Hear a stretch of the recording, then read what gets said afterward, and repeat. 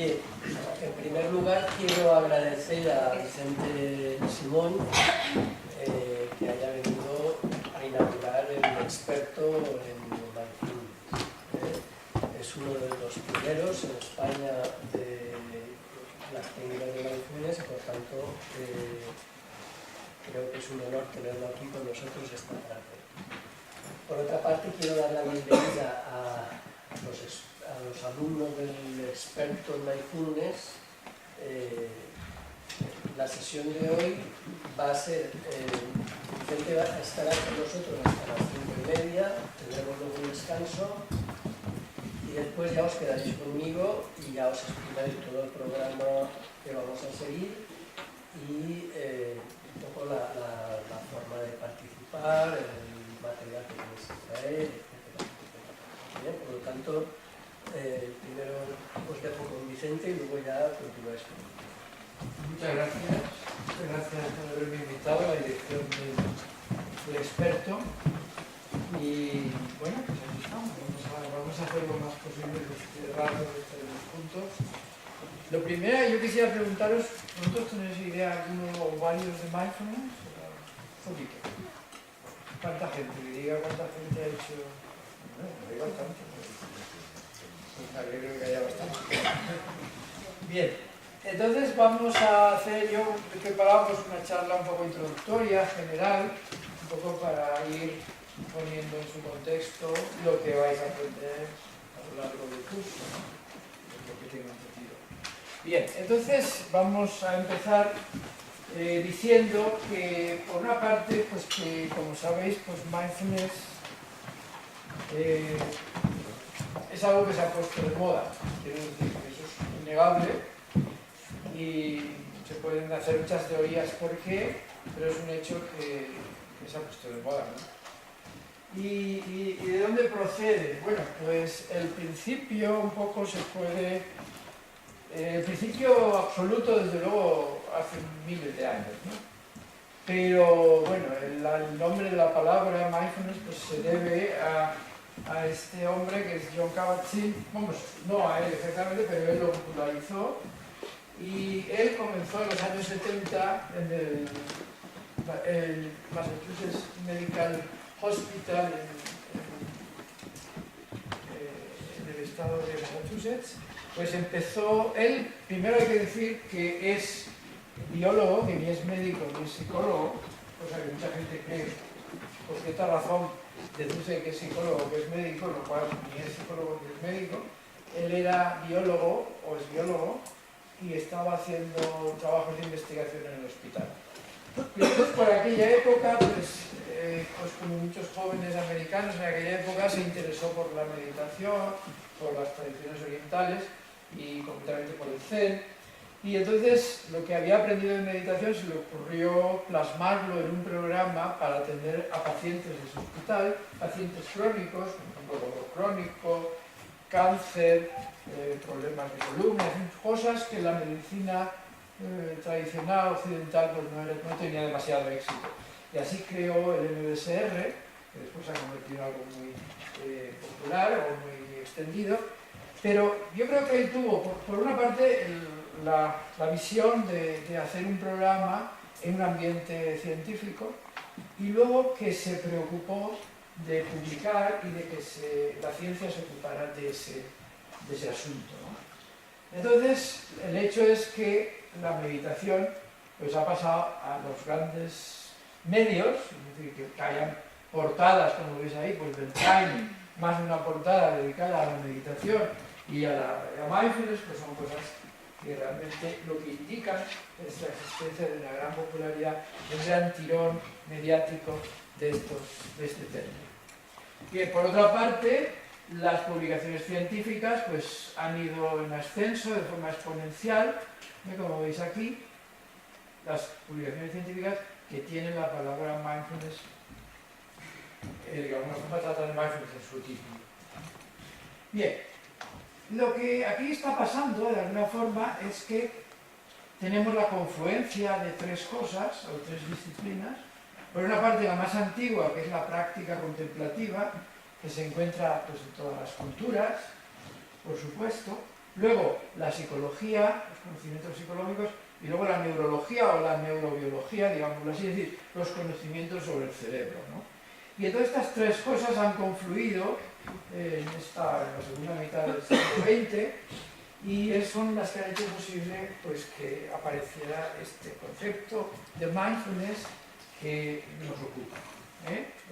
Pero es la confluencia de algo muy antiguo y de dos cosas más modernas, ¿no? Entonces esa confluencia es la que da origen un poco a lo que nos estamos refiriendo ahora.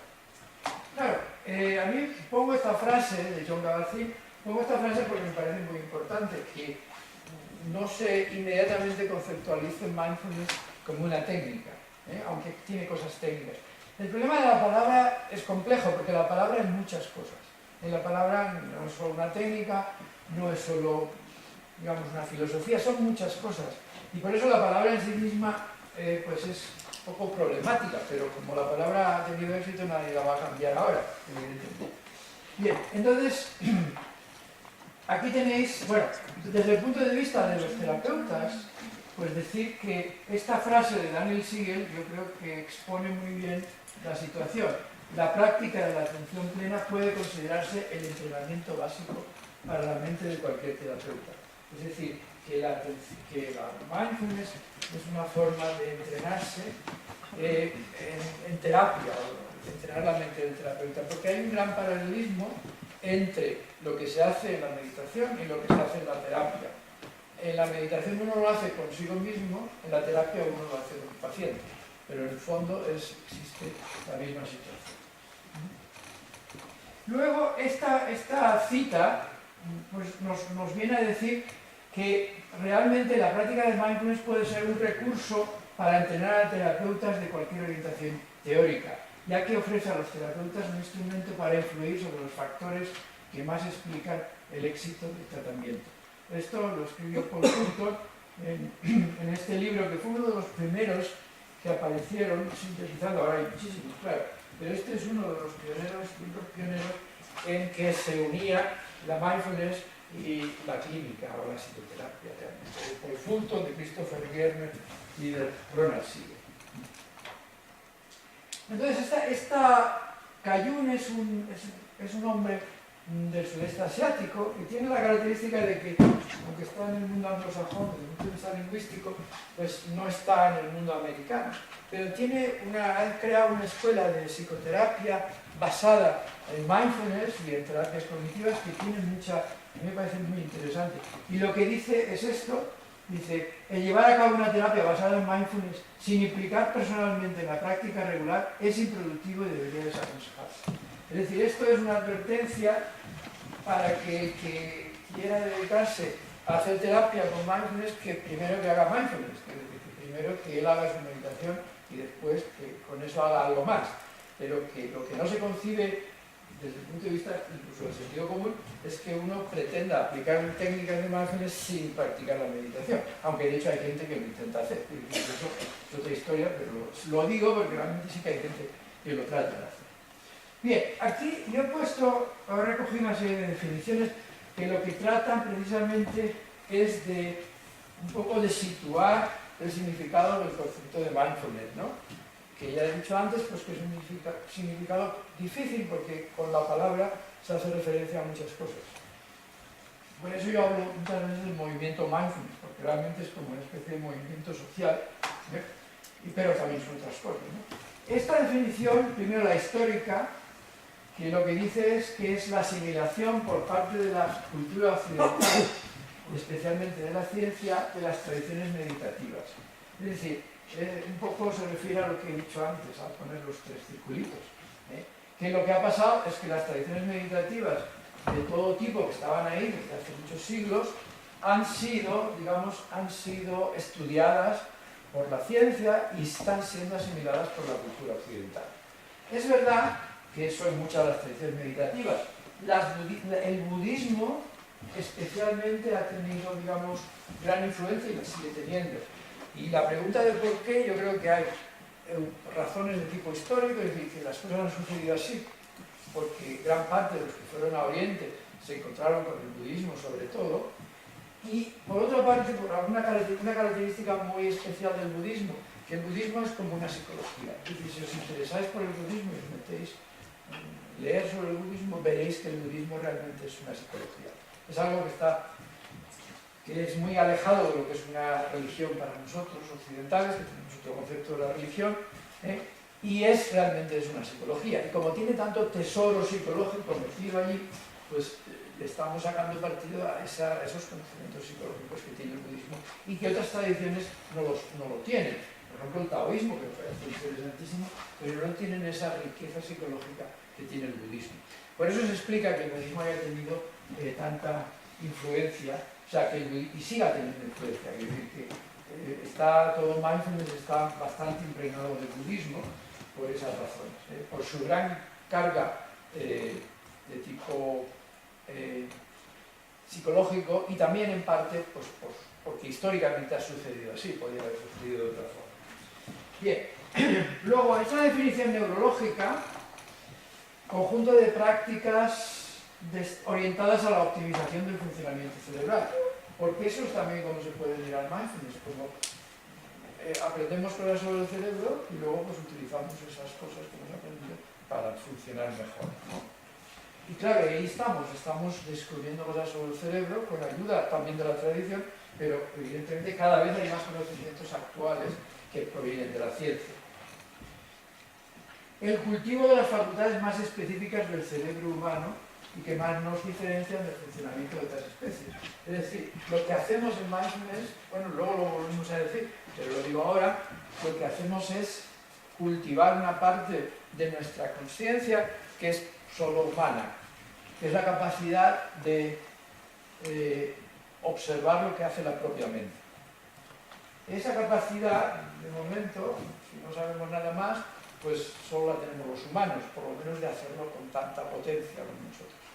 Y entonces es ese cultivo de facultades muy específicamente humanas el que constituye el mindfulness. Bueno, esta definición filosófica sería una forma de vida que aspira a la sabiduría y la felicidad, como todas las tradiciones meditativas, evidentemente pues aspira a la sabiduría y a la felicidad. Esta definición, pues me la voy a saltar porque precisamente la definición de mindfulness de John Kabat-Zinn, la clásica definición, la consciencia que surge al prestar atención intencionadamente en el momento presente y sin juzgar. Eso lo vamos a ver ahora de otras maneras. Vamos a ver. Esta definición evolutiva es la posibilidad, evolutiva no en el sentido darwiniano, sino en el sentido de evolución a lo largo de la vida, que es la de acceder a otros estados de conciencia. Es decir, que bueno, pues es una posibilidad que tenemos con mindfulness, y de hecho mucha gente o muchas tradiciones meditativas lo que han tratado con la meditación es acceder a otros estados de conciencia, que no es siempre lo que tiene que pasar, pero que puede pasar. Y luego esta última, que es la capacidad humana universal y básica, que consiste en la posibilidad de ser conscientes de los contenidos de la mente, que es lo que estaba diciendo antes. Es decir, que es la capacidad que tenemos de hacernos conscientes de lo que nuestra mente hace. Eso revoluciona toda nuestra vida psíquica, ¿no? Porque nos permite estar más allá de la mente. La mente trabaja de una manera, pero llega a la conciencia, se hace consciente, se entera de cómo está trabajando la mente y entonces puedes cambiar esa forma de trabajo. Bueno, lo digo he puesto estas definiciones para que se vea la complejidad del término, porque todas se pueden empezar diciendo mindfulness es, pero evidentemente cada una es una cosa. Por lo tanto, mindfulness es una cosa que en el fondo, como tal, es un poco borrosa, ¿no? Es borrosa, pero bueno, en la práctica al final no sé. Bien, esta es la misma definición que acabo de decir, la capacidad de observar el funcionamiento de la propia mente y de descubrir en ella un mundo rico e ilimitado. En ese sentido, mindfulness es como una aventura, es decir, es la aventura de conocerte a ti mismo, la aventura de saber cómo eres y la aventura de saber cómo trabaja tu mente. Claro, es curioso, pero que en Occidente nadie nos enseña eso. Es decir, en Occidente generalmente estamos siempre volcados hacia el exterior, hacia el mundo exterior, te enseñan muchas cosas del mundo exterior, pero no te enseñan a saber cómo eres tú mismo. Y por eso esto es una novedad. La consciencia humana nos permite dirigir y modificar los procesos mentales, precisamente por eso, porque tenemos esa capacidad de observarlos. Bien, esto es un poco lo mismo, dicho de otra forma, es decir, en la consciencia en general, claro, la consciencia es algo que tiene muchas especies, ¿no? Los que se dedican a estudiar esto, bueno, pues ya sé, ahí hay más discusiones, pero bueno, para que no suene raro, pues que, por ejemplo, insectos son conscientes, ¿no? Ahí se pueden hacer muchas... Es un tema interesantísimo, a mí me gusta mucho, el ver el desarrollo de la conciencia a lo largo de la evolución, cómo ha habido un momento pues, que ha aparecido la conciencia, ¿no? Evidentemente, los seres más cercanos a nosotros, por supuesto, pues, los mamíferos en general, todos los vertebrados, pues nadie duda de su conciencia, ¿no? Ahí no se ponen en tela de juicio. Pero quiero decir que hay animales que aparentemente son, o sea, especies que aparentemente son muy primitivas y que, sin embargo, pues casi todo el mundo está de acuerdo en que son conscientes, ¿no? Bien, entonces esa conciencia que tienen todas esas especies, digamos que sería esta conciencia nuclear o básica. Se dan cuenta de que están ahí, sienten, ¿no? Sienten y se dan cuenta de que están ahí, ¿no? Que es lo básico de la conciencia. Ahora bien, nosotros tenemos una conciencia de la conciencia, es decir, somos conscientes de que somos conscientes, si se quiere decir así, o somos conscientes de lo que está haciendo nuestra mente. Es como un escalón superior, ¿no? Y ahí está nuestra diferencia y nuestra capacidad, ¿no? Nuestra capacidad de, claro, de ver cómo funciona la mente y de tratar de cambiarlo. Porque evidentemente cuando tú observas una cosa desde fuera y ves cómo funciona, y si además puedes influir sobre ella, pues influye sobre ella, ¿no? Eso está claro. Pues eso es lo que hacemos nosotros. Y fundamentalmente esa capacidad de dirigir el funcionamiento de la propia mente es lo que hace mindfulness. Mejor dicho, mindfulness es el cultivo de esa capacidad. Es una capacidad que todos tenemos, que viene de fábrica, por así decirlo, pero no viene muy desarrollada. Bueno, pasa como muchas cosas del ser humano. Es decir, por ejemplo, todos tenemos una cierta capacidad musical, pero esa capacidad musical, pues unos la desarrollan y otros no la desarrollan. Si no la desarrollas, pues te quedas, pues, nada, cantando un paso doble, pero nada más. Pero si la desarrollas mucho, pues puedes llegar a ser un músico. Pues esto es un poco igual. Es decir, es una capacidad que todos tenemos, pero que hay gente que apenas la utiliza y hay gente que se dedica a desarrollarla. En el fondo, mindfulness pues, es la gente que se dedica a desarrollar esta capacidad de ser conscientes de la propia mente. Eso, en Oriente, en general, pues todas las tradiciones orientales estaban acostumbradas a ese juego, y aquí menos. Aquí en Occidente, poco. Poco. Quitando en nuestro medio pues, los místicos, que siempre han hecho eso, pero la mística pues, es una cosa reducida e incluso dentro de nuestra propia, pues, dentro del cristianismo tiene una posición, digamos, difícil, por lo menos, ¿no? Es decir, que no es una cosa que haya sido muy bien vista, ¿no? Incluso nuestros grandes místicos, como Santa Teresa, San Juan, ¿no? Pues tuvieron sus más y sus menos, ¿no? Y a San Juan no lo mataron porque fue un milagro. Pero bueno, lo querían matar, y lo querían matar los de su propia orden, no es que fueran los enemigos, sino que eran los de su propia orden. Quiero decir que, evidentemente, claro, en todas las tradiciones ha habido una rama, digamos, mística, pero bueno, en Occidente eso no ha sido una cosa fácil ni cómoda. En Oriente es mucho más aceptado la existencia de investigaciones, digamos, en ese sentido. Pero bueno, también ha llegado a Occidente, ¿no? Bien, entonces, esa autoconsciencia, estamos hablando de la autoconsciencia, bueno, esto simplemente es una forma de expresarlo basada en dos cuadros. Mirad, aquí tenéis pues, estos dos señores que están jugando al ajedrez. Digamos que la metáfora que yo os propongo, pues el ajedrez es la vida, y aquí estos dos, y cada uno de ellos está intentando defenderse en la vida, ¿no? Y sería la mente está intentando pues, salir adelante en la vida.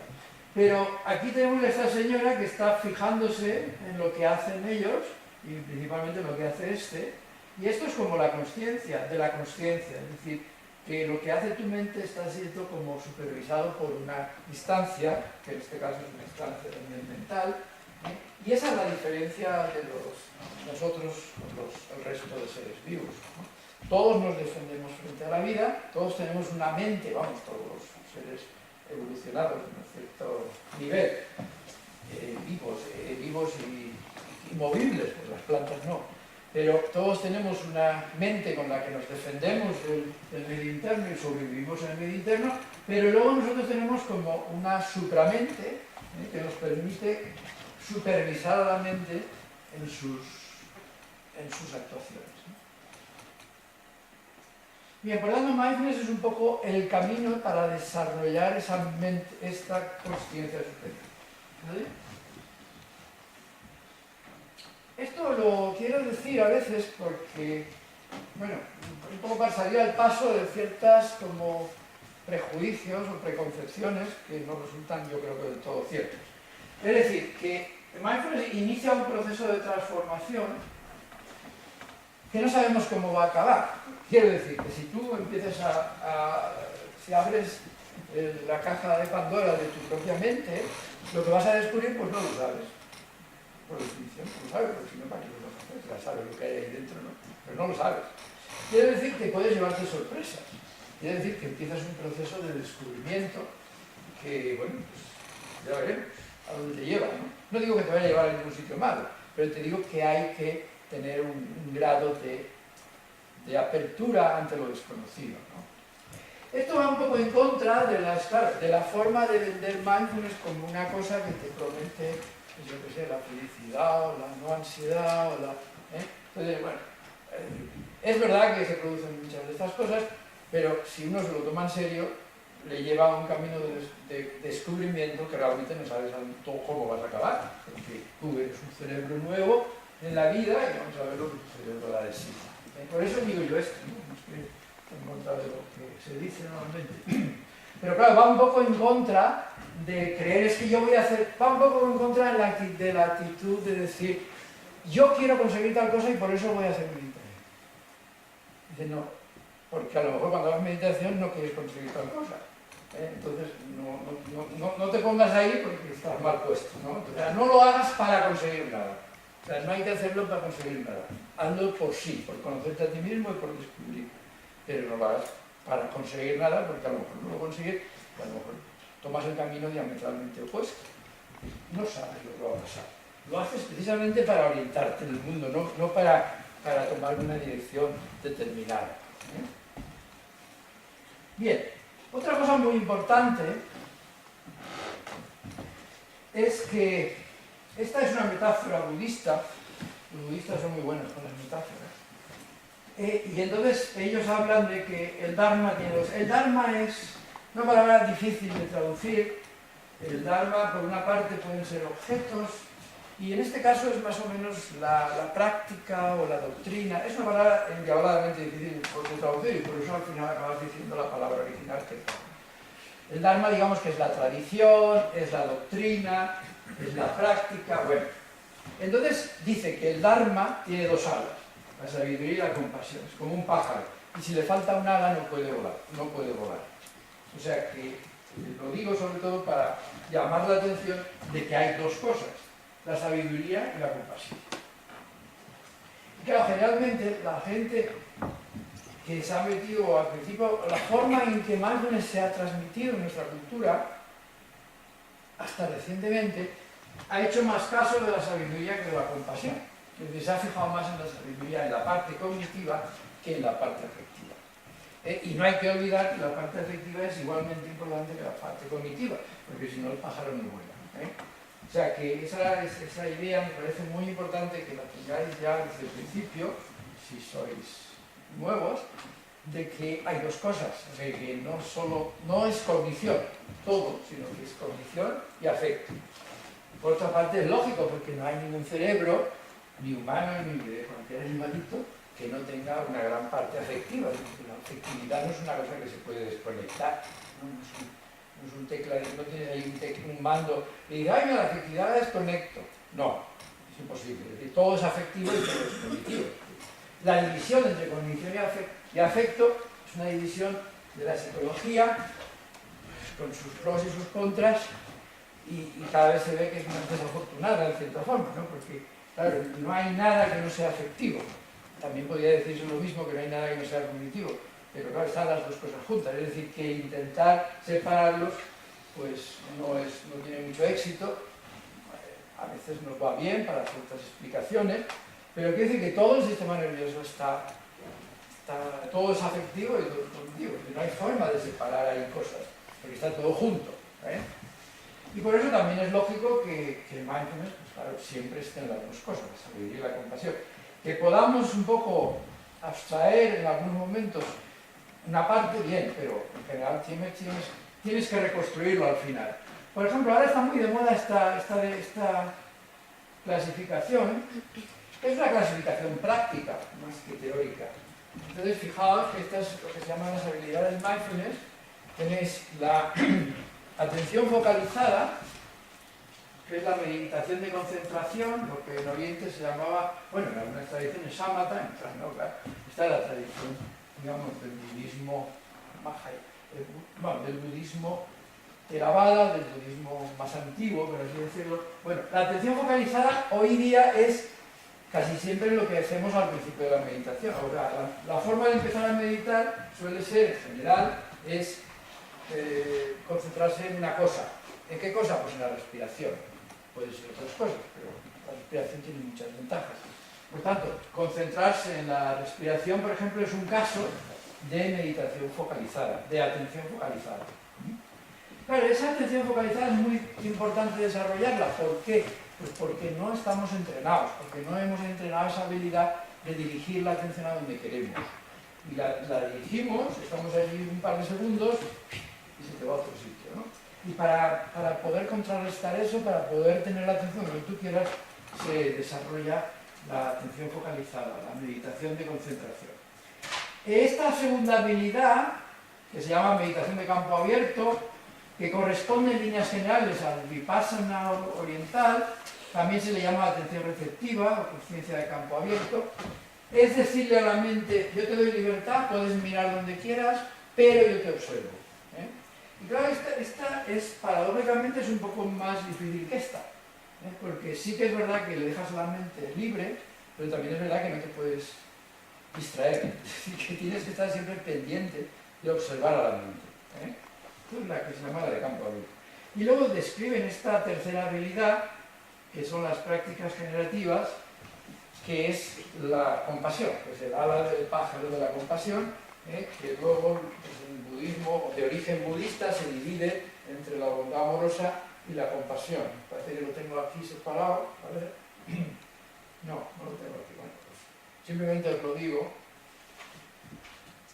que hay dos partes, que luego explicaremos un poquito más. Pero lo importante es que tenéis como estas tres habilidades, que en la práctica quiere decir que en una sesión de meditación podemos dedicar preferentemente nuestro trabajo en esa dirección o en esa dirección. Más que nada, esto es una clasificación un poco pragmática de cómo vamos a organizar una sesión de meditación. Son habilidades, como dice el título, son habilidades diferentes. Creo que en la práctica pues, muchas veces se juntan. Bien, otra forma de clasificarlo, digo, esto es un poco de curiosidad, otra forma de clasificarlo es de prácticas atencionales que engloban a las dos primeras de antes, prácticas constructivas que engloban a las generativas, y luego esta tercera, que le llaman meditación deconstructiva, que un poco que en inglés es el insight meditation, que lo que quiere decir un poco, también con una metáfora, si uno en un taller desmonta un coche y lo deja todo desparramado, pues eso es lo que intenta hacer la meditación deconstructiva. En el fondo intenta conocer las diversas partes de la mente y cómo las diversas partes de la mente funcionan. Evidentemente no estamos hablando ahora del cerebro, aunque el cerebro también hacemos lo mismo. Estamos intentando ver cómo funciona eso, que aún estamos muy al principio de esa historia. Eso le llaman la meditación deconstructiva. Bien. Un momentito que quisiera... Bueno, yo esto lo digo ahora porque como un ejemplo, es decir, como un ejemplo de que la meditación tiene muchas consecuencias, digamos, somáticas, que evidentemente pues, se podría dar un curso entero sobre esto, y no voy a hablar solo de una de ellas para poner una muestra, hay otras muchas cosas, pero esta es una muestra de esa de esa acción. Los telómeros, primero decir, si muchos lo sabréis, otros no, los telómeros son una parte de los cromosomas, ¿no?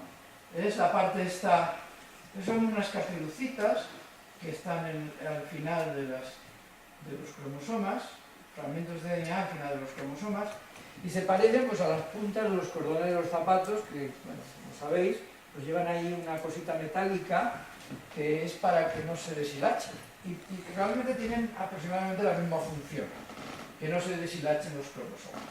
Bien, entonces lo curioso de esto es que con la edad, y con la enfermedad, no solo con la edad, estos telómeros van perdiendo longitud, porque se van quedando pequeños hasta casi desaparecer.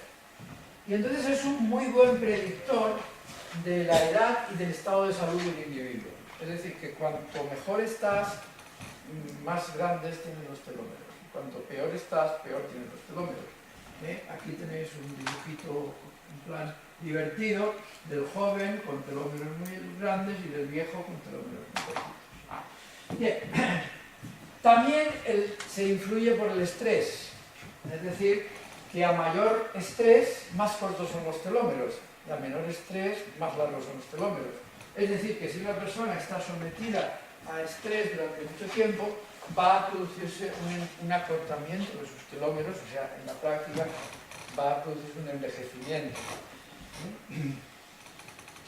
Y también sabemos que los telómeros se dejan influir por la meditación, por eso lo decimos aquí. Es decir, que, por ejemplo, aquí en vez de los telómeros, lo que está medido, lo que midieron, se miden dos cosas. Entonces, hay muchos estudios, lo he traído como muestra, pero hay muchos más estudios. Hay el estudio se miden dos cosas. El enzima que es responsable de hacer los telómeros, de construir los telómeros, que es la telomerasa, y la longitud de los telómeros. Y los dos más o menos llevan a lo mismo, es que cuanto más actividad la telomerasa, digamos, más largos son los telómeros, y cuanto menos actividad, más cortos. Es decir, que estamos midiendo un poquito lo mismo, ya sea por la telomerasa, ya sea por la longitud. Bueno, pues entonces, este es una muestra también de uno de esos estudios, que hay varios, en la cual, pues en este caso era un retiro, me parece que era un retiro largo, un retiro de 3 meses, y aquí tenéis que el grupo del retiro tenía mucho más actividad la telomerasa que el grupo control. Es decir, que con la meditación vamos a conseguir tener telómeros más largos y que vamos a corregir nuestro estado de salud en serio. Bien, hay muchas otras cosas, hay cambios cerebrales, etc. Digo esto de los telómeros, a mí me parece porque me parece bonito, porque quizás hay mucha gente que no lo conoce, pero se pueden decir otras cosas, ¿no? Es decir, que cuando tú estás haciendo meditación estás frenando tu envejecimiento y estás contribuyendo a mejorar tu salud. Por esta vía y por otras muchas vías, no solo es esto. Bien, vamos a meternos ligeramente o un poquito en la práctica de mindfulness.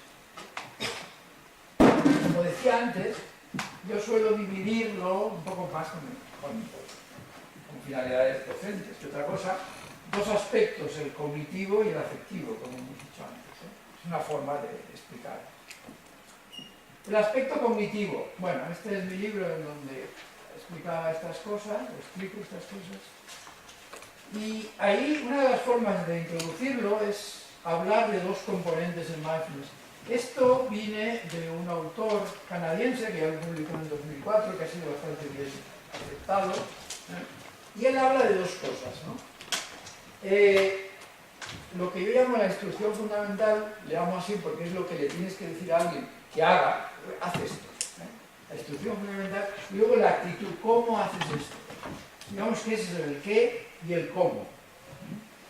El qué es mantener la atención en la experiencia inmediata. A mí me gusta mucho, me parece que lo tengo aquí, a mí me gusta mucho esta definición, esta frase de un monje tailandés que ya murió, que era la tradición se llama la tradición de los bosques, que son unos monjes que vivían, no sé si, bueno, supongo aún quedará, pero vivían una vida muy austera en el bosque, se organizaban, si llegaban a organizar en parte eran nómadas, en parte tenían fases de que se asentaban en un sitio, construían unas cabañas y producían una especie de monasterio.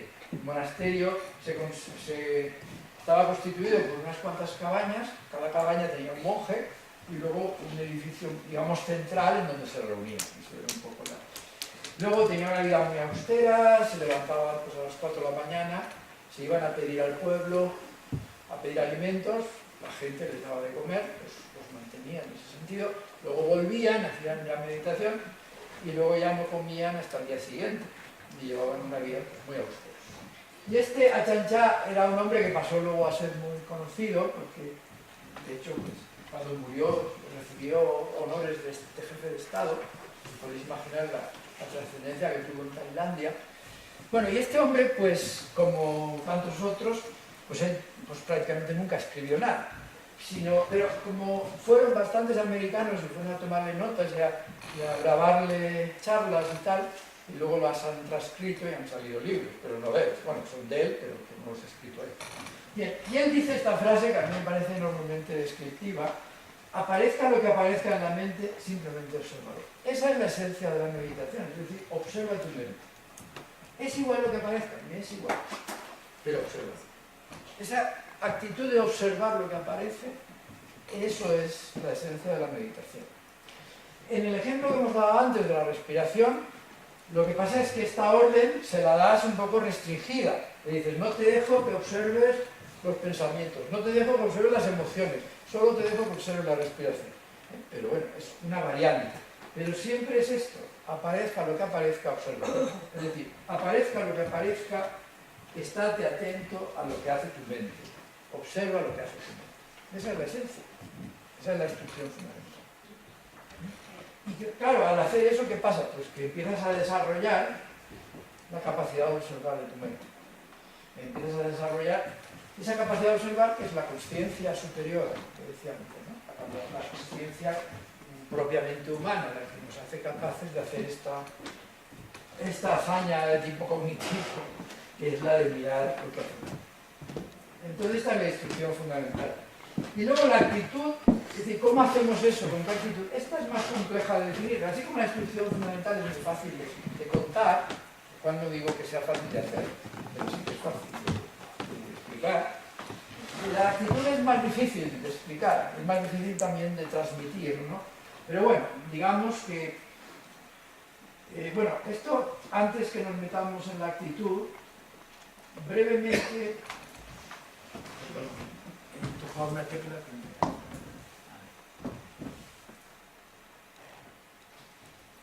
Brevemente vamos a ver, porque esto lo sabemos, qué pasa en el cerebro cuando estamos haciendo la práctica de la atención focalizada. Mirad, esto es lo primero que os vais a encontrar si os ponéis a hacer meditación, probablemente, porque generalmente pues, se empieza con la atención focalizada y me parece que es correcto porque realmente hay que desarrollar esta capacidad. Entonces, imaginemos que estamos observando pues, la respiración. Estamos focalizados en la respiración. ¿Qué suele suceder? Que de repente los pensamientos se te van a otro sitio. Y entonces es lo que se llama mente errante. Es decir, que la mente empieza a pensar en la lista de la compra, que tienes que llamar a fulanito, que ayer fulanito te dijo no sé qué, y entonces por qué te dijo aquello, qué es lo que tengo que hacer. Empiezas a darle vueltas a las cosas, ¿no? Eso es la mente errante, ¿vale? Y eso pasa enseguida. O sea, los que no tienen experiencia, a los 5 segundos ya están ahí. Si tienes más experiencia, bueno, te cuesta un minuto o más. Pero bueno, quiere decir que muy fácilmente se pasa uno a la mente errante. Entonces, en algún momento, la conciencia te dice, oye, ojo, que te has ido, tú no estabas mirando esto, estabas aquí. Ah, ahora me he dado cuenta. Bueno, entonces das órdenes a reorientar tu atención y entonces pasas otra vez a la focalización. Y este círculo es un poco el destino de la mayor parte del rato en que pasas en meditación, por lo menos cuando haces el tiempo focalizado. Es decir, estás cambiando, te metes en lo que se llama el ancla de tu meditación y al cabo de un momento se te va, mente errante, luego te das cuenta y corriges, ¿no? Pues ese es un poco el círculo. Evidentemente lo que pasa con el tiempo es que cada vez pasas digamos, cada vez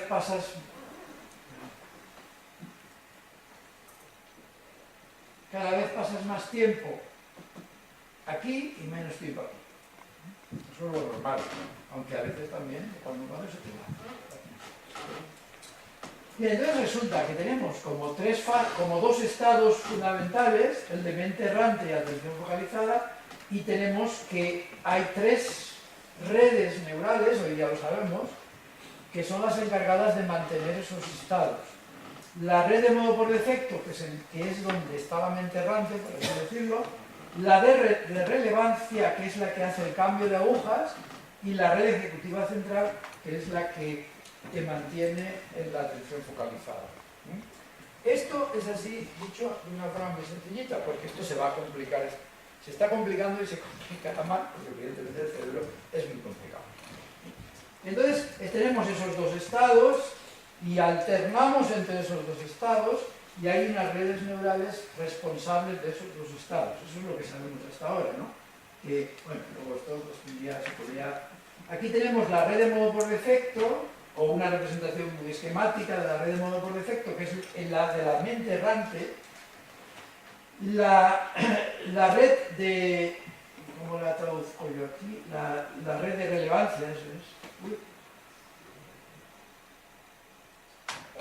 Me ha dado un ataque.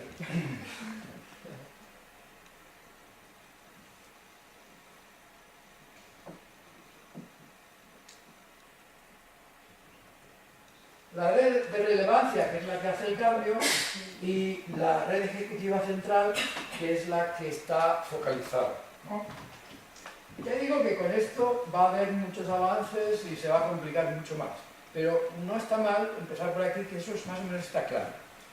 Entonces, fijaos que lo que hay que decir es una cosa, que la red de modo por defecto, que es la de la mente errante, yo también quisiera salir al paso de una cosa que a veces aparece en todas partes, en los medios de comunicación incluso, y es que la mente errante la pintan como el demonio, es decir, que es muy malo estar en la mente errante, cosa que es una barbaridad.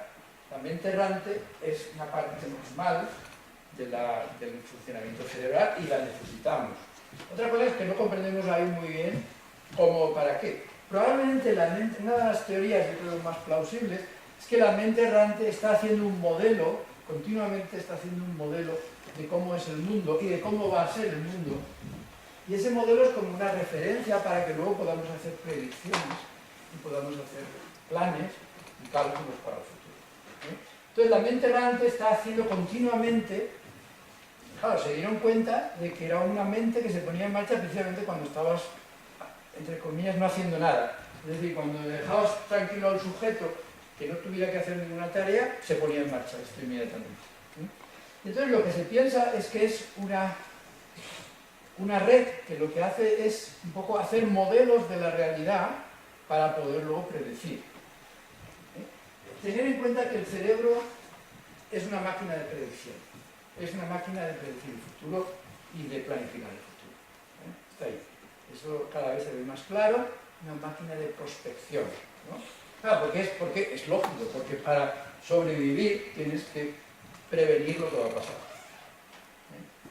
Por ejemplo, la memoria es uno de los ejemplos muy claros. La memoria no es una cosa como un computador que voy a tener ahí toda la información, no.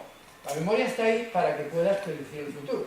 Es decir, para que puedas, a partir de lo que ha pasado, hacerte una idea de lo que puede pasar. Y entonces actuar en consecuencia para sobrevivir. Bueno, pues eso parece que es lo que hace la red de modo por defecto. Está contribuyendo constantemente, cuando te dejan en paz, está contribuyendo a hacer un modelo del mundo. Entonces, ¿de qué tiene de malo la red de modo por defecto?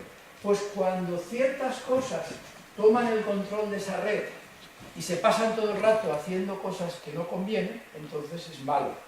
Eso, por ejemplo, es la rumiación, en algunos otros estados probablemente. En la rumiación en que uno se pone a dar vueltas sobre preocuparse sobre el futuro, que no te lleva a ninguna parte, es decir, es un abuso impropio de la red de modo por defecto, lo que es malo, pero no la red de modo por defecto en sí, ni la mente errante per se. Es decir, que una cosa es que se ha demonizado mucho la mente errante, entonces se dice, no, es que hay que estar siempre en el presente. Hombre, siempre en el presente no se puede estar tampoco. Es decir, hay que planificar, hay que hacer Pero esas cosas son simplificaciones. Pero quiere decir que la mente errante, con seguridad no es el demonio. Aquí tenéis una representación de la red de modo por defecto. Y aquí tenéis una representación del núcleo más importante de la red ejecutiva, que es la corteza prefrontal dorsolateral.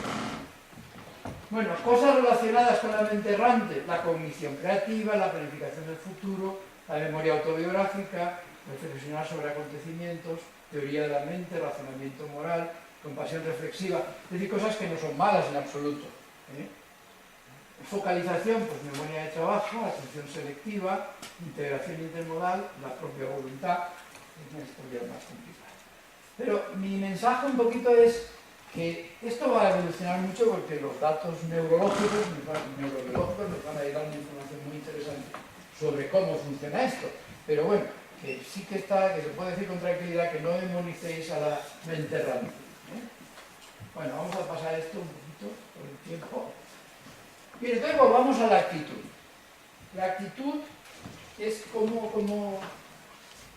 yo hago cómo me comporto cuando hago una instrucción fundamental, que es observar lo que pasa en mi mente. Bueno, y aquí he señalado 3 o 4 cosas, 3 en este caso, me pueden señalar más, que son importantes. La aceptación es una de ellas. ¿Qué es la aceptación? Bueno, la aceptación es no poner resistencia a lo que es, o permitir que las cosas sean como son. Y hay que tener en cuenta que esta actitud a veces no se entiende bien.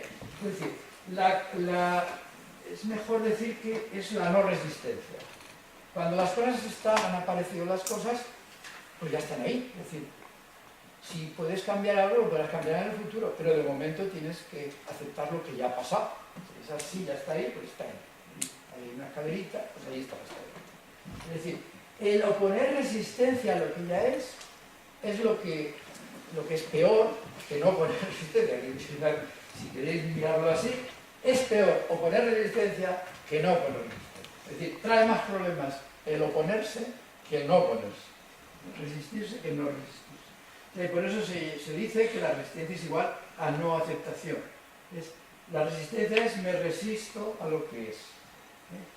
Y ese resistirse a lo que es, bueno, hay muchas formas de decirlo, pero vamos a leer esta frase de Pema Chodron, que está muy bien como síntesis, ¿no? De cómo introduce muy bien la aceptación. Fijaos lo que dice. Dice, la meditación se trata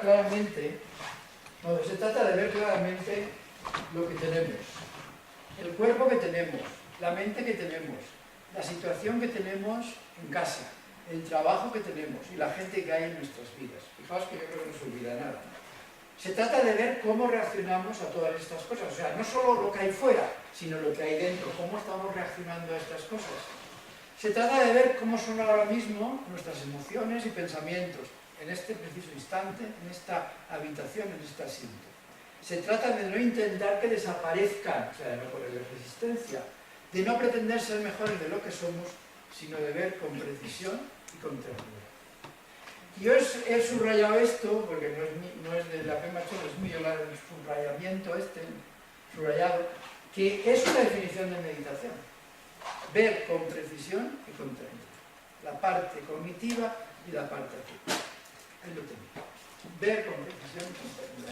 Eso es la meditación. Y la aceptación es, como ya he dicho, ver que lo que hay es lo que hay. Punto. Y no tratar de cambiar lo que hay en este momento.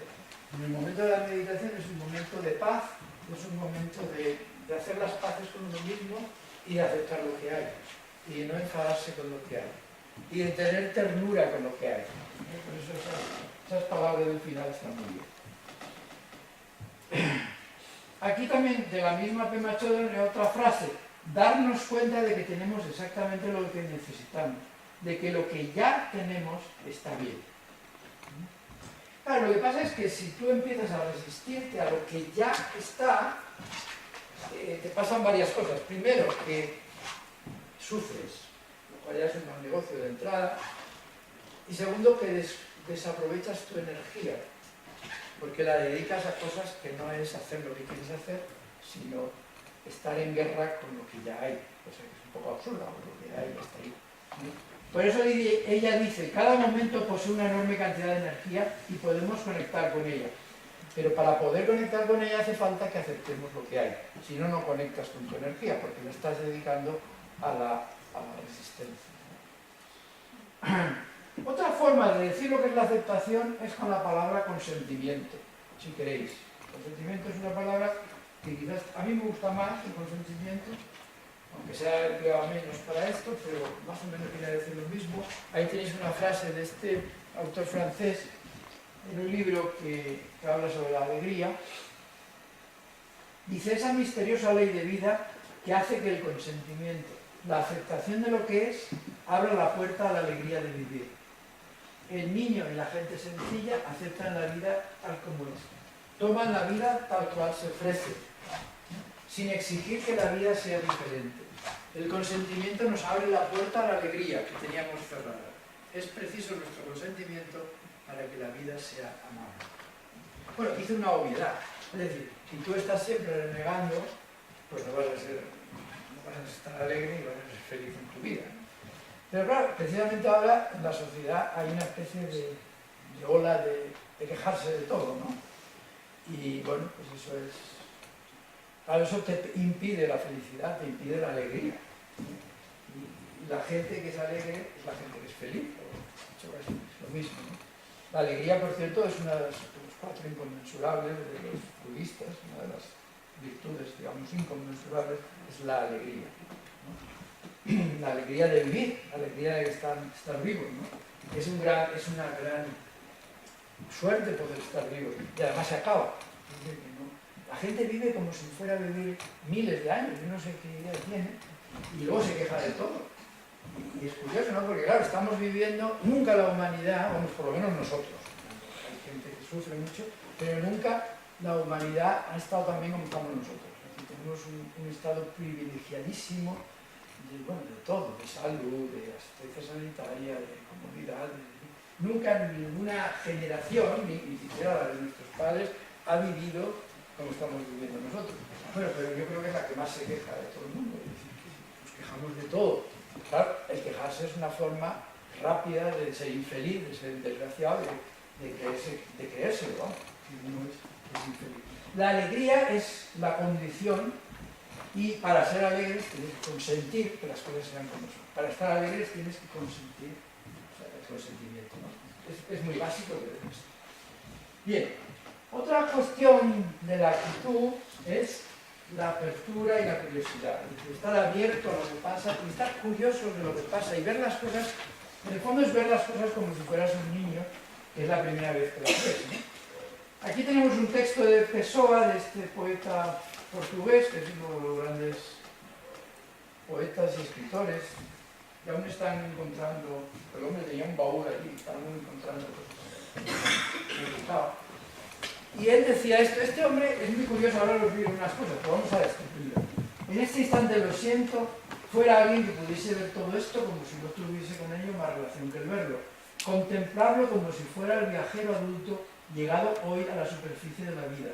No haber aprendido del nacimiento en adelante a dar sentidos dados a todas estas cosas. Poder verlas con la expresión que tienen separadamente de la expresión que les ha sido impuesta. Eso es la curiosidad, o la mente del principiante, ¿no? Poder ver las cosas como si fuera la primera vez. Él se queja de que él no las podía ver así. Él era un hombre que era muy lúcido desde el punto de vista cognitivo y que era un desastre desde el punto de vista afectivo, que no se quería a sí mismo nada y consecuentemente pues murió muy joven como consecuencia de la bebida. Es una de las formas de autodestruirse. Hay muchas. En este momento hay muchas formas en que la gente se autodestruye. Una de ellas es beber alcohol, quiero decir.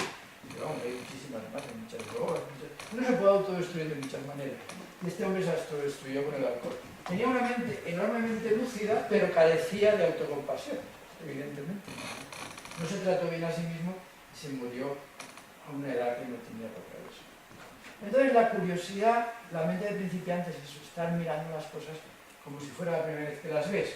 Y si queréis una definición más científica de Nadine Siegel, Mindfulness conlleva la disolución de las influencias del aprendizaje previo sobre la sensación del presente. Es decir, esto es muy difícil de hacer en la práctica porque normalmente nosotros vemos las cosas con los ojos de toda nuestra experiencia, ¿no? Pero es verlas como si no tuvieras tanta experiencia, es verlas como si fueran nuevas, ¿eh? Es lo que te permite la creatividad. Entonces, quitarle a las cosas lo que llevan, lo que les hemos puesto, lo que les estamos poniendo continuamente. Eso en la práctica es difícil, pero puedo hacer un esfuerzo para conseguirlo, ¿eh? Bien. Bien, brevemente, yo voy a... El tiempo se nos echa encima. Hay una cosa que sí que quisiera decir, que es esta, sobre todo, la desidentificación, que es muy importante. Vamos a saltarnos del presente. El desarrollo del testigo y la desidentificación. Ya decía antes que esta conciencia humana superior lo que hace pues, es observar a la mente, o sea, podemos observar lo que nuestra propia mente está haciendo, ¿no? Y eso entonces lleva a una cosa que aparece en nuestra mente, eso que se llama, pues, evidentemente todos estos nombres tienen sus pros y sus contras, pero bueno, se ha extendido esta nomenclatura, el observador o el testigo, es decir, desarrollar en la mente el observador, es decir, la porción de la mente que observa, que es esa conciencia superior, es lo que llamamos observador o testigo. Claro, esto es lo que yo decía antes, que todos nacemos con ello, pero lo tenemos poco desarrollado, y que para desarrollarlo hay que hacer algo. Una de las cosas que se puede hacer es meditación, no es la única, no se puede desarrollar de otras maneras, pero con la meditación se desarrolla muy bien. Bien, entonces aparece el observador que no puede ser observado, vamos, desde dentro no puede ser observado, ¿eh? Y desde fuera hoy día no tenemos técnicas tampoco para ver al observador, porque por definición siempre hay algo que observa, ¿no?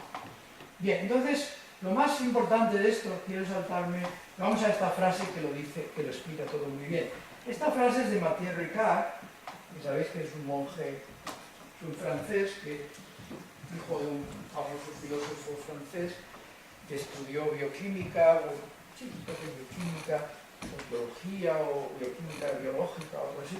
En París hizo la tesis con un premio Nobel, y luego se fue al Tíbet y se hizo monje. Tibetano. Bueno, y después ya, pues, peripecias, volvió y ahora actualmente pues, pasa mucho tiempo en Occidente. Y escribió un libro sobre la felicidad y en ese libro dice esta frase que a mí me parece enormemente, no sé, que intuitivamente dice mucho. Dice, lo que es consciente del enfado no se enfada. Lo que es consciente del enfado, lo que es consciente de lo que sea es el observador. Y esa parte que es consciente, o sea, la conciencia superior, no se afecta por el enfado. El enfado es un ejemplo. En este caso el enfado podría ser otra cosa. Podría ser la tristeza, el miedo. Es decir, que hay una parte de la mente, que es la conciencia superior, que se ve como protegida de lo que está pasando en lo observado, ¿eh? Por eso dice, lo que es consciente del enfado no se enfada. Ahí podríamos decir, lo que es consciente de la tristeza no se entristece, o lo que es consciente del miedo no se atemoriza, es igual o cualquier otra cosa. Es decir, que hay una parte, pero lo dice muy bien, con una frase muy sencillita, hay una parte en tu mente, esa que es consciente, de, por ejemplo, de la emoción del enfado, y no se ve afectada por ese enfado. O no se ve afectada por la tristeza. Fijaos que eso tiene sus implicaciones terapéuticas, ¿no? Un deprimido, si consigues que haya una parte de su mente que no se afecte por la tristeza, pues ya tienes un punto donde agarrarte para salir de la depresión. Bueno, pues esto es lo que pasa, que el observador tiene ese estatus un poco privilegiado de que está un poco observándolo todo, pero fuera de todo. El observador al principio es algo muy pequeñito y muy débil, pero con el tiempo se va haciendo cada vez más fuerte, ¿eh? Y entonces te vas desidentificando del resto de cosas. O sea, produce una desidentificación, ¿eh? En el estado de conciencia habitual, el yo se identifica con los contenidos de la conciencia, se cree que es idéntico a ellos, se cree idéntico, es lo que llamamos identificación. Uno está identificado con las cosas que le pasan, ejemplo, identificarse con las propias emociones. Pero si observas las emociones, te vas desidentificando, ya no te crees que eres las emociones. O no te crees que eres tu pie, o no te crees... Es decir, se produce poco a poco, cuando uno practica la meditación, se va produciendo una desidentificación de lo observado, ¿no? Ese es un proceso que pasa siempre, tampoco hay que saber qué pasa siquiera, pero pasa. Uno se va desidentificando. Pero claro, hay que meditar para eso, hay que poner en práctica toda esa experiencia de observar lo que está pasando en ti, observar la propia mente. Bien, bueno, esto se podría decir mucho más o mucho menos, pero hasta aquí hemos llegado. Vamos al aspecto afectivo, al otro aspecto. Bien, aquí tampoco puedo yo extenderme mucho, pero decir que, claro, el aspecto afectivo de mindfulness ha sido muy influenciado, por lo menos hasta ahora, por el budismo, concretamente por la compasión. La compasión es algo universal. Aquí tenéis, por ejemplo, se le ha llamado la regla de oro, y en todas las culturas hay una forma de ver la compasión, ¿no? Por ejemplo, en la cultura china, en Confucio, no hagas a los otros lo que no quieras que te hagan a ti. La que nos es más familiar a nosotros es esta, que procede del Levítico: amarás al prójimo como a ti mismo. Pero todas dicen lo mismo, es decir, de una forma o de otra, lo que vienen a decir es eso: amarás al prójimo como a ti mismo. Esto es interesante subrayar la estructura de esta frase, porque fijaos que dice, que pone como ejemplo que tú a ti mismo te amas y así debes amar al prójimo. Y lo curioso pues es que actualmente hay mucha gente que no se quiere a sí misma y por tanto no le puedes poner como ejemplo que quiera al prójimo, porque ellos mismos no se quieren a sí mismos. Esto es una cosa nueva, o bueno, por lo menos relativamente novedosa en la cultura, que haya tanta gente que no se quiere a sí misma. Pero es un hecho, hay mucha gente que no se trata bien a sí misma. Pero claro, esta instrucción falla si falla esta parte de aquí, por supuesto. Bien. Hoy día digamos que en la compasión están de acuerdo que tiene un origen evolutivo, es decir, que se ha ido seleccionando a lo largo de los miles de años de los seres vivos. Claro, fijaos que los seres vivos siempre han tenido interrelaciones entre ellos, interrelaciones de cooperación. Y además, seres tan primitivos para nosotros como son las hormigas, o como son las termitas, o como son las abejas, tienen unos tinglados de cooperación increíbles, perfectos, ¿no? Como son las abejas, por ejemplo, o las termitas. Cualquiera de estos insectos, porque son insectos, trabajan de una forma cooperativa increíble, ¿no? Es decir, que nosotros también hemos desarrollado otro tipo de cooperación, pero ellos la tenían desarrollada hace mucho tiempo. Bueno, entonces, lo que se piensa hoy es que la compasión es un resultado, evidentemente, de la evolución, no me voy a meter en los detalles, pero que se han ido seleccionando las conductas compasivas. Y claro, donde la compasión realmente tiene más trascendencia es en los mamíferos, porque los mamíferos se caracterizan por una cosa, y es que nacemos muy débiles, muy inmaduros, y si no nos cuidan, pues nos morimos. Claro. El ser humano es un caso extremo, pero todos los demás mamíferos también nacen inmaduros. Por lo tanto, tienen que ser cuidados por sus progenitores. Ahí tenéis, pues he puesto un par de imágenes en que se ve claramente que esa actitud de amor, de cariño, como queráis llamarle, pues no es exclusiva nuestra, ¿no? Sino que es de todos los mamíferos. Este es el caso de los humanos, pues también es una imagen descriptiva. Y aquí quería ver si esto funciona, si nos funciona el audio, porque vale la pena ver esta imagen, que es una cosa muy cortita, pero que vamos a ver si funciona. Y cuando... Ha funcionado y se ha ido. A ver. Pero se ha parado el vídeo también, ¿no? No, lo he parado yo. Está ahí el enganche, ahí en el cuadradito, eso es. Pero no para que lo vaya mal. Y cuando cogí a un niño, lo cogí de la silla, le di un beso, el niño empezó a llorar. Yo me puse muy nervioso con un niño llorando que no era mío. Entonces llamé a la madre y se lo di a la madre. Y la cámara, no sabíamos que la cámara estaba grabando todavía. Pues en ese preciso momento pudimos ver cómo es exactamente la felicidad. Lo que vais a ver en tiempo real dura 5 segundos. Pero esos 5 segundos lo vamos a ver en 2 minutos. Y así es la felicidad. El código de la felicidad.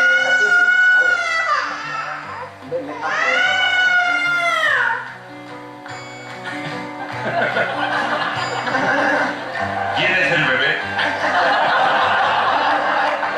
Cara de culpabilidad, Alejandro. Cara de ácido cinque.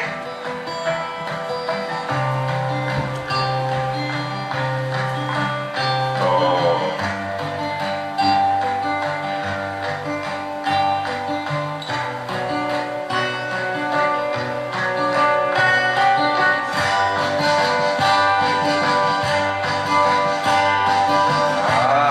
qué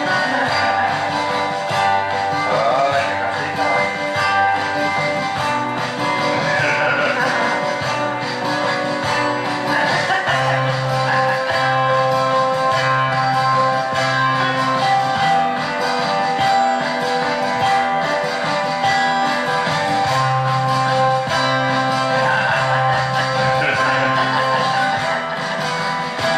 Ay, qué felicidad. Atención ahora, Qué contento. atención a lo que hace el bebé ahora para asegurarse.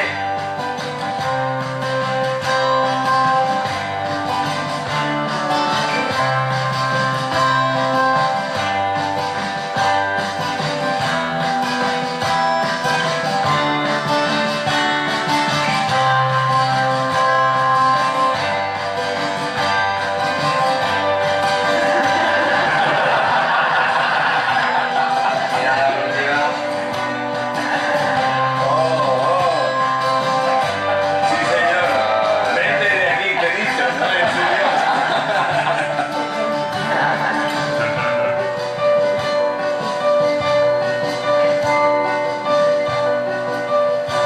Amigos, el código de la felicidad. 5 segundos en 2 minutos.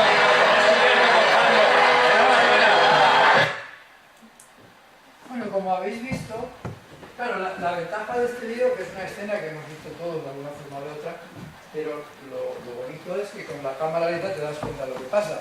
Y vemos que el niño pasa de estar, bueno, con una reacción de amenaza, porque estaba realmente asustado porque el Han no lo conocía, y un niño de esa edad no puede hacer otra cosa más que llorar y gritar, y pasa en segundos, pasa realmente a estar bien en brazos de su madre. Bueno, pues ese es un poco, eso es la compasión, que es el núcleo biológico de la compasión, el amor existente. En este caso, pues que estamos programados para cuando somos niños buscar el apoyo y la ayuda de los padres, y cuando somos padres para ayudar a los hijos. Es decir, que esa es la esencia biológica de lo que estamos hablando ahora. Bien, desde el punto de vista budista, y eso probablemente esto tiene más miga de la que parece, pero de momento pues hablamos una parte, y es que la compasión, o sea, en el budismo se habla de compasión cuando hay sufrimiento y de bondad amorosa cuando no hay sufrimiento. Aquí tenéis, bondad amorosa sería un estado de mental que aspira a que todos los seres sintientes puedan disfrutar de la felicidad, es una definición de Dalai Lama. Es decir, cuando tú deseas la felicidad de los demás y el deseo de que todos los seres vivos estén libres de sufrimiento. Si hay sufrimiento se llama compasión, si no hay sufrimiento se llama bondad amorosa, pero en el fondo es lo mismo. Sí que es verdad que es muy probable que neurológicamente no sea lo mismo, que hayan diferencias neurológicas importantes. Los budistas lo han diferenciado desde el principio, ya veremos lo que pasa después. Bien, la bondad amorosa, por tanto, bien, esta es lo que yo quería registrar. ¿Vale? Y luego está el aspecto especial de la autocompasión. Y el aspecto de la autocompasión, que también es muy antiguo, no es ninguna novedad, ni mucho menos, los budistas siempre cuando enseñaban la compasión, o cuando enseñan la compasión, siempre han ido de lo más fácil a lo más difícil. Y lo más fácil es la autocompasión, porque generalmente se suponía que lo más fácil es quererse a sí mismo. Hoy día ya no es tan cierto en nuestra civilización occidental, por lo menos en muchos sitios, la autocompasión no es obvia. ¿Qué es la autocompasión? Pues darnos a nosotros mismos el cuidado, consuelo y serenidad que de forma natural hacemos llegar a quienes queremos cuando están sufriendo, cuando fracasan o cuando se sienten inadecuados. Es decir, cuando viene un amigo y te cuenta sus penas y tú lo consuelas e intentas que le vaya mejor, pues si eso mismo lo haces contigo mismo, pues eso es la autocompasión. Muy sencillo. Pero el problema está en que la gente no lo hace, o que hay mucha gente que no se trata a sí mismo así. Y por eso la autocompasión ha adquirido una importancia especial que antes no tenía. Otra forma de definirla, me quiero y me acepto a mí mismo exactamente tal como soy. Bien, y un poquito, no sé si tengo yo aquí, quería...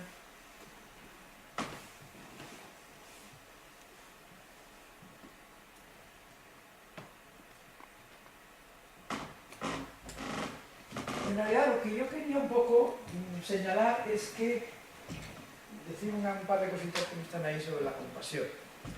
O sea, para relacionarlo con mindfulness más estrechamente, quiero decir, en la práctica lo que ha pasado es que la compasión se ha convertido un poco en una especie de subapartado que se cultiva de forma separada, o vamos, que se puede cultivar de forma separada, es decir, que a la gente se le puede enseñar compasión y autocompasión de forma separada, y de hecho lo que ha pasado es que se han desarrollado diversos programas para, igual que se ha desarrollado el MBSR de Kabat-Zinn, pues luego se han desarrollado programas de compasión y de autocompasión para entrenar a la gente, para enseñarle a la gente a ser compasiva y autocompasiva. Bien, lo cual está muy bien, no quiero en absoluto criticarlo. Lo que quiero decir es que cuando te pones a meditar, y me parece más importante para vosotros que en este momento, por lo menos muchos estáis empezando, es que ya concibáis desde el principio que el ponerse a meditar conlleva también una determinada actitud afectiva. Hay una metáfora de la Pema Chodron, que no tengo aquí, pero que dice, viene a decir, no digo las palabras exactas, pero viene a decir que en la meditación es como ponerse en una cuna de bondad amorosa en donde podamos ser nutridos. Esa imagen es muy buena. Es decir, que cuando tú te pones a meditar, imagínate, lo puedes hacer, te puedes imaginar que te pones como en una cuna en donde te van a querer, pero claro, ya no eres un niño y no te van a querer probablemente tus padres, pero te vas a querer tú a ti mismo. Es decir, que te pones en una situación de autocompasión, como quieras llamarlo, de autoamor, de autobondad amorosa, no sé cómo tú quieras llamarlo, en la que tú te sientes querido. Por eso es muy importante que en la meditación, de cualquier tipo de los que hemos visto al principio, tengáis esa actitud afectiva. Esa actitud afectiva de sentiros en paz con vosotros mismos y de quereros a vosotros mismos. Y es una de las cosas más importantes que puedo decir yo aquí. Es decir, que concibáis mindfulness como, acordaos de las dos alas del pájaro, ¿no? Entonces, cuando os pongáis a meditar, cuidar ambos aspectos, el aspecto cognitivo y también el aspecto afectivo. Por eso yo a la gente, desde un punto de vista absolutamente pragmático, le digo que cuando se ponga a meditar, que por ejemplo, pues la mayoría de la gente va a ponerse a meditar haciendo la respiración, o sea, concentrándose en la respiración, que es una forma muy buena de hacerlo, ¿no? Pues antes de ponerte una respiración, dedícale 2 o 3 minutos, porque no hace falta mucho más, y haz un poquito de ejercicio de autocompasión o de heterocompasión. Simplemente piensa, por ejemplo, en un ser querido y deséale que le vaya bien. Deséale, si está sufriendo, deséale que deje de sufrir. Bien. Y si dedicas 2 o 3 minutos a cultivar la compasión, ¿qué pasa? Pues que tu estado de ánimo cambia. Y a lo mejor has venido de la calle enfadado o contrariado, pero en 2 o 3 minutos puedes conseguir un estado de ánimo diferente y ponerte en una actitud diferente a la hora de meditar. Y esto os lo digo de una forma absolutamente práctica. Os aconsejo que antes de empezar, sea cual sea la meditación que vayáis a hacer, dediquéis 2 minutitos, no hace falta mucho más, a concentraros en la compasión. La podéis dirigir hacia vosotros, hacia otras personas, y eso va a cambiar el estado de ánimo y te va a poner en una disposición diferente. Es decir, que en realidad meditar significa, acordaos de esa frase antes de la premachorra, con precisión y con ternura. Con precisión y con ternura. Es decir, ponerse a mirar algo con precisión, con ternura. Y no os olvidéis de la ternura cuando miréis algo. ¿Bien? Bueno, desde luego podríamos seguir, pero ya le he dicho yo que acabaríamos a la media. Vamos a acabar a la media y dejamos unos minutos. Si alguien quiere hacer una pregunta, ¿os parece? ¿Queréis preguntarme algo? No será mucho. Vale.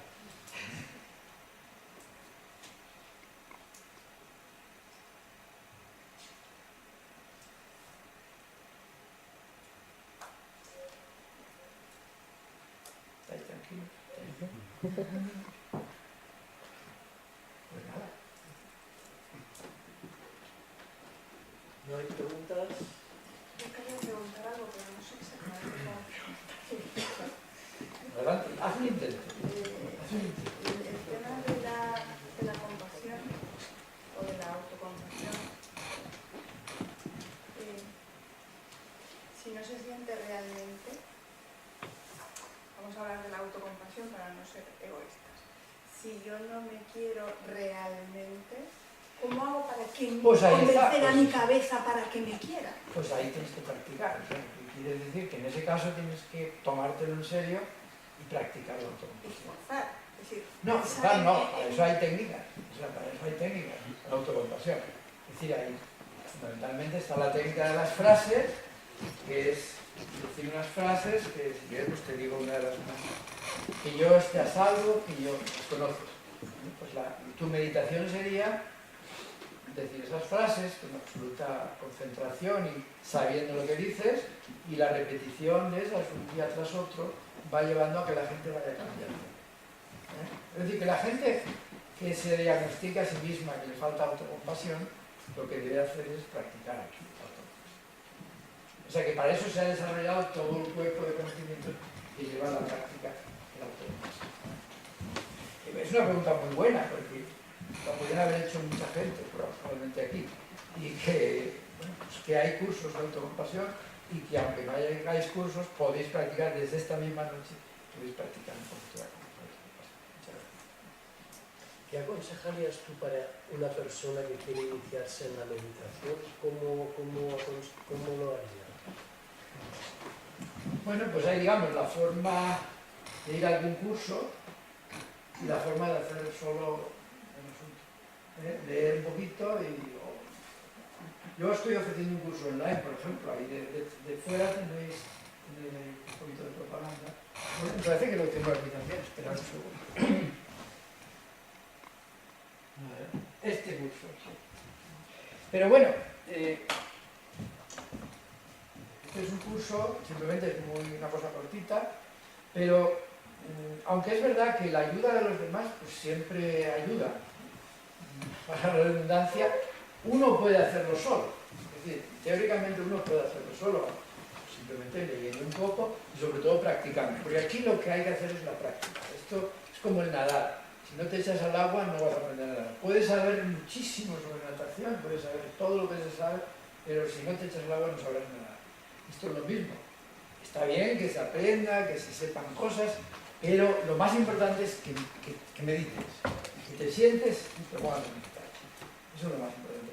Y hay muchas vías, no sé si tengo aquí, quizás hay muchas prácticas, a ver si lo tengo aquí, o no lo tengo aquí, parece que no, como voy a tener, porque lo tenía ayer, pero hoy no lo tengo. Así que está. Cosas que se pueden hacer. Ahí tenéis. Asistencia a cursos. La práctica cotidiana de la meditación formal. La práctica de la meditación informal, que es cuando uno no se sienta, sino que está tratando de ser consciente en la vida cotidiana. Meditar en grupo es muy importante. Es decir, si conseguís un grupo de meditación, acudir a un grupo de meditación con carácter regular, cada 2 semanas o cada semana, eso ayuda muchísimo. Se crea una motivación de los demás, que eso es muy bueno, ¿no? Luego los retiros, una vez al año, 2 veces al año, y luego la lectura. Es decir, todo eso es el currículum de una persona que hace meditación. Y lo que pasa es que cada caso es diferente, cada uno tiene su aventura o su recorrido, ¿no? Empiezas aquí, luego te cambias allá, luego pruebas aquello, pero poco a poco lo importante es que acabes meditando. Eso es muy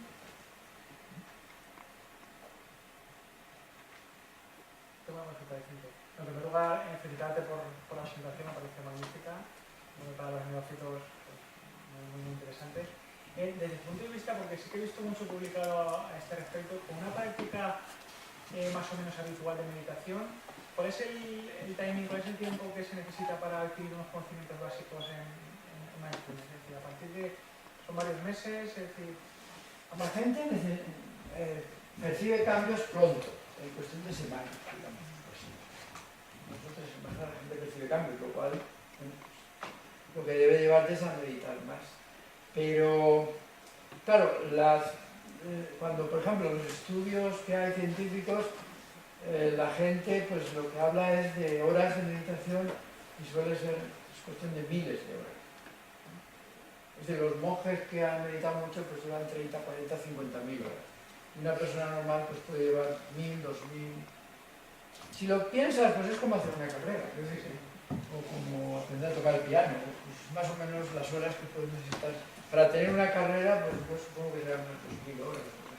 Quiere decir que el ser humano, tú necesitas ahí poner en marcha una serie de habilidades cerebrales y se necesita tiempo.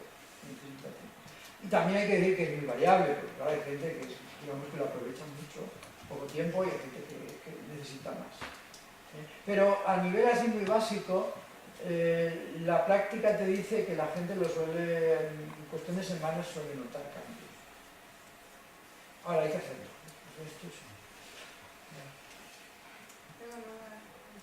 Has dicho que es como el tiempo que necesitamos para hacer una carrera. Bueno, Da igual, pero a lo que voy es que yo termino la carrera y la he terminado, y esto yo creo que si en algún momento paramos todo lo que hemos crecido, en lo que sea... Bueno, yo creo que no es tan malo, es decir, que parar, todo el mundo para alguna vez y lo retoma, pero hay ciertas habilidades que ya tienes y no las vas a olvidar, o no te puedes quitarlas.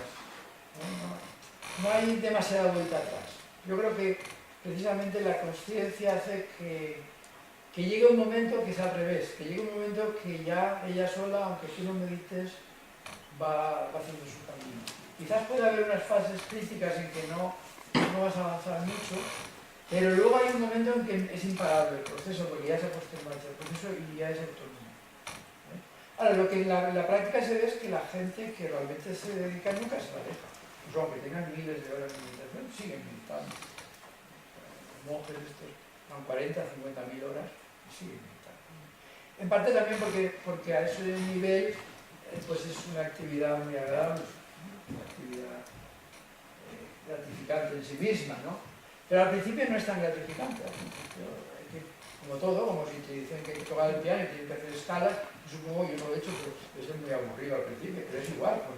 Puede ser el piano, puede ser cualquier disciplina que uno empieza, al principio suele haber una fase de que te viene cuesta arriba porque tienes que hacer algo que no sabes hacer. Por tanto, es una actividad humana como otras. Lo que pasa es que llega un momento que yo creo que despega. Cuando despega ya no la puedes parar, ya llevas autónoma. Como empezar a hacer deporte, que al principio te cuesta, pero cuando ya eres adicto no puedes dejarlo. Lo que pasa en el deporte, yo creo que hay una teoría que el deporte, si te lo dejas, vas para atrás. Pero yo creo que la meditación no es tan malo. Pero también dicen que el cuerpo tiene memoria cuando vuelves a hacer deporte. Sí, bueno, claro, ya luego vuelves, sí, pero... Sí, pero dejas una semana de entrenar y ya... O sea, a ciertas edades... Sí, pero luego no te cuesta si te lo dejas, pierdes habilidades. Pero en la meditación yo creo que hay un momento que despega. Yo tengo una pregunta sobre la autocompasión otra vez. En un mundo como está ahora, que todo el mundo está corriendo, uno escucha al amigo con ese cuidado al lado. Pero cuando uno siente que tú lo vas a decir, es como dices, yo no quiero causar lástima. Entonces ese concepto de causar lástima o empezarse a quejar y de la autocompasión, ¿cómo lo...? Bueno, pero el causar lástima a otro no es autocompasión. No, digamos a mí mismo, que uno se escucha y dice, si yo digo esto es como estarme quejando, como estarme... yo lo entiendo como a mí misma, ¿cierto? Porque es autocompasión, pero como era el ejemplo de hablarlo cuando uno... No, pero eso el ejemplo es solo decir que igual que haces tú eso, lo tienes que hacer contigo. Es decir, que en cuanto tú notas que sufres, la autocompasión es que en cuanto notas que sufres, te tratas bien. Es una especie de desarrollar el reflejo de tratarte bien porque estás sufriendo. Que es lo que haces con otras personas cuando sufren. Las tratas porque están sufriendo. En este caso, cuando tú notas que sufres, te tratas a ti misma bien. Y eso es lo que a la gente le cuesta desarrollar, esa especie de reflejo, de práctica, de reacción habitual, de que en cuanto yo noto que sufro, voy a tratarme bien. No tenemos eso desarrollado. Nos criticamos, nos decimos que mal lo haces, que bruto que eres, has metido la pata otra vez, en vez de decir, oye, estás sufriendo, pues ayúdate a ti mismo, trátate bien. Y eso, luego cuando la gente lo descubre, dice, pues esto es sencillísimo, si eso, ¿cómo no se me había ocurrido antes? Digámoslo así. Bueno, pero así es, la gente no se le ha ocurrido antes. Yo quería preguntar, con el auge que está cogiendo el Manzumbe, ¿no? Si en algún momento se prevé que pueda haber algún tipo de conflicto con toda esta cultura que hay de machacarse uno mismo para conseguir los objetivos. No, porque vamos a ver, no hay conflicto, en todas formas porque se consiguen más cosas con autocompasión que sin autocompasión. Eso está demostrado. Es decir, que la gente es más efectiva en conseguir cosas cuando se quiere bien que cuando no se quiere bien.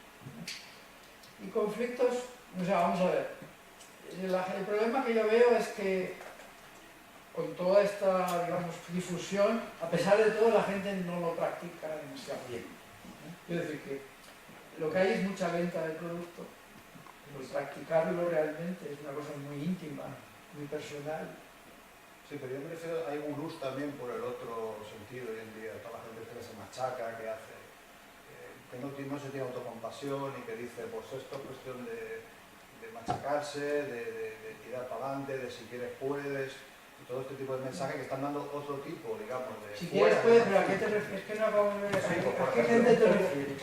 Pues por ejemplo, ahora digamos, personas que salen en una dimensión pública, que llevan empresas, que son directivos, y que están diciendo, bueno, pues ahora tienes que hacer el Ironman, y esto es lo que si quieres puedes, y eso conlleva a que la gente, pues realmente hay personas que no pueden y tienen sus limitaciones, es un ejemplo.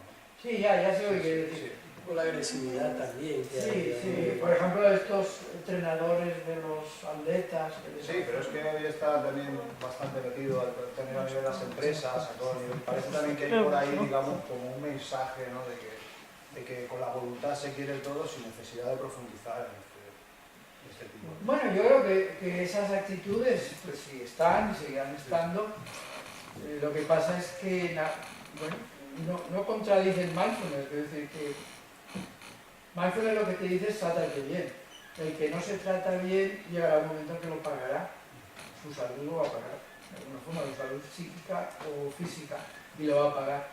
Pero bueno, no veo... El conflicto puede ser teórico. En la práctica hay otros problemas más gordos, ¿no? Yo veo la meditación como una forma de escaparse a las influencias cada vez más poderosas del entorno, cada vez más informatizadas, de Google que nos observa y todas esas cosas. Cada vez hay como menos libertad personal, aunque se dice lo contrario, pero cada vez hay más como autocensura, la gente no puede decir lo que quiere.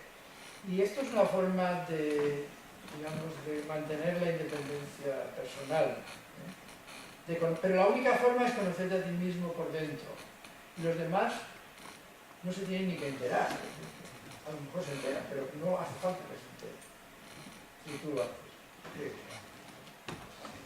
Ahora, claro, es evidente que lo que vemos es la venta del producto, que es otra cosa. Eso es la venta, eso es la difusión. ¿Sí? Entonces hay cursos, hay cosas. Pero luego el hacerlo es una cosa muy íntima, en el fondo. Lo único que necesitas es tú y tú mismo en casa ponerte en un cojín y meditar. Bueno, pues muchas gracias, Vicente, por haber venido.